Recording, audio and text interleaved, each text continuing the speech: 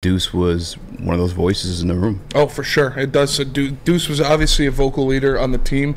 He's very important to the success of the Lions offense. You see what happened when he got, his hands on Jamal Williams, and obviously a lot of the credit goes, or most of the credit goes to Ben Johnson, their play calling, and Jamal Williams himself, but Deuce Staley plays a big role in that because he works with them on a day-to-day basis. He instills confidence in those guys, and we saw during Hard Knocks just what he brings to the table with him and Aaron Glenn going at it, screaming at each other, having that kind of thing is not lost on players when you have that competition between coaching staff.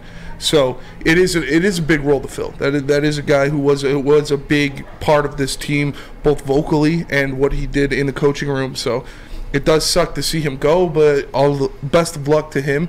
Hopefully Carolina loses every game next year. Hopefully he finds success.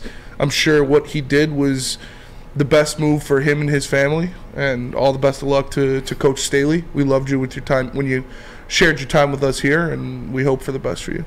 Yeah, so many facts surrounding the situation make it make sense to where, like, you look at Deuce Staley, born and raised in South Carolina.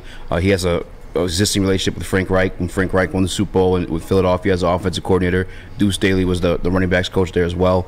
But my biggest question in this is, yeah, sure, who's going to replace him? And we're going to name some candidates there as well. But also, is this a lateral move? You know what I'm saying? Because, like, I don't, all due respect to Deuce Staley, I never seen him or sought him out as an offensive coordinator type. Yeah, I've seen him if he were to excel in a head or a coaching role, would be as a head coach. Yeah. So I'm curious as if this is like a lateral move, or if it's like a step up. And if it's not as an offensive coordinator, what is that role? Is it a passing game coordinator? Like, is that I'm not sure. You know what I'm saying? I wouldn't say that's a level up. I think the biggest step up he could take would be to offense coordinator or head coach. And the reason why it's such a question for me is I'm not questioning Detroit's culture. I don't think that's like I don't think that's threatened to go away anytime soon. But I know that when he made the lateral movement from Philly to Detroit, it was a culture situation. You know, one where he felt like he was kind of like disrespected in terms of like his leadership role with the team.